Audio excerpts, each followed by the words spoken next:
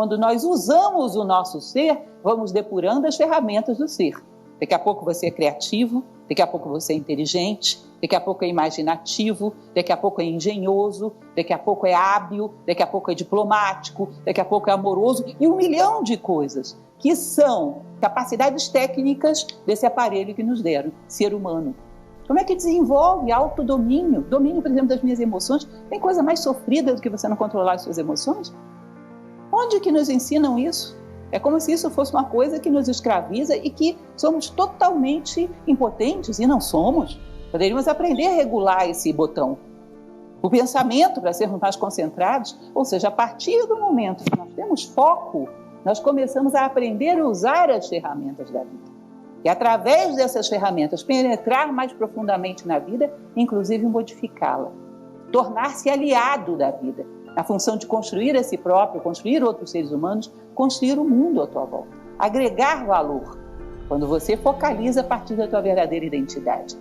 Então, a verdade que existe em nós, esse foco penetra nas coisas, e as coisas deixam de ser nosso espelho. As pessoas têm tanto medo de clonagem, eu acho que muitas vezes já estamos clonados. Na nossa essência mais profunda, que é a reflexão, a profundidade, a capacidade de avaliar o mundo. Ou seja, as coisas ficam mudando conforme a cor da boda, a lente que nos dão para vermos através dela, e nunca através da nossa própria visão.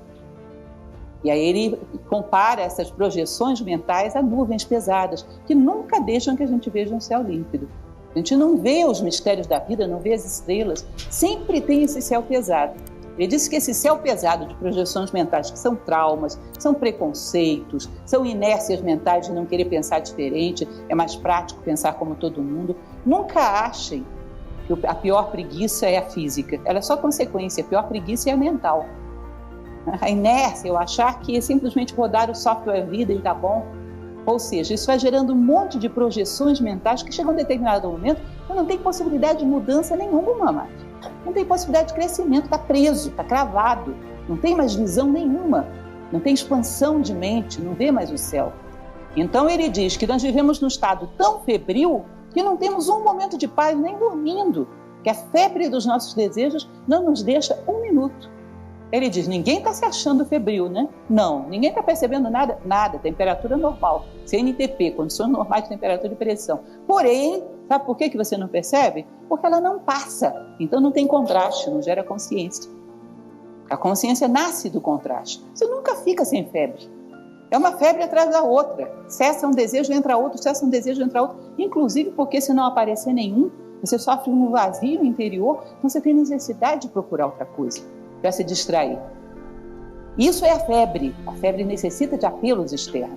Às vezes é um vício, às vezes é uma alienação, às vezes é um consumismo, às vezes é uma tendência crítica. Tem que ter um apelo externo para que você não caia nesse vazio de saber que você não sabe o que está fazendo aqui.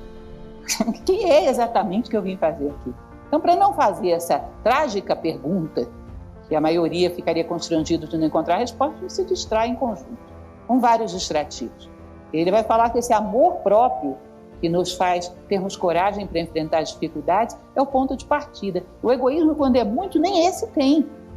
É uma necessidade de desfrutar as coisas de uma maneira tão imoderada que às vezes é ruim até para o próprio pequeno eu.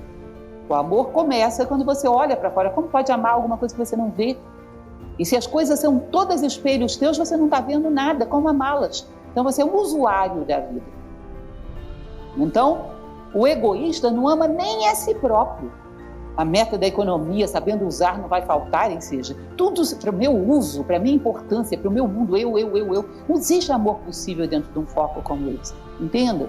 Às vezes nem amor próprio é legítimo nessas circunstâncias. Então, usa-se as coisas e depois se descarta. Vira a cultura do descartável. Porque eu saboreio e já não tem mais sentido para mim. Enjoo o paladar. Então ele quer variedade. E faz isso com as pessoas também. Faz isso com tudo, né? Ele quer variedade. Porque como ele não muda, as coisas têm que mudar do lado de fora. E quando nós não cultivamos a memória dos grandes homens, o homem deixa de acreditar em si mesmo e acha que o seu teto de possibilidades é esse aqui. Se alguém tenta ir além, é criticado, inclusive. Você é vaidoso. Se quer ser melhor do que isso, você já está bom demais. O que é isso? Que pretensão está muito bom do jeito que está. Ou seja, fica com um teto de possibilidades muito baixo quando não se cultiva a memória de grandes homens. Ele falava da memória do herói, quanto isso é importante. E o herói não é aquele que reconstruiu o mundo. Às vezes, um ser humano que supera os limites da média já seria suficiente para ser um herói. E deveria ser cultivada essa memória. Ou seja, o ser humano não acredita que haja céu além das nuvens, porque não vê. É uma vida inteira sem ver. Nem em si próprio, nem dos demais, então ele limita o seu teto de possibilidades. Duvida que exista algo além do teto. Isso é terrível, porque acreditando muito já é difícil você ver o céu. Se você não acredita, não vai ver de jeito nenhum. É um ato de vontade.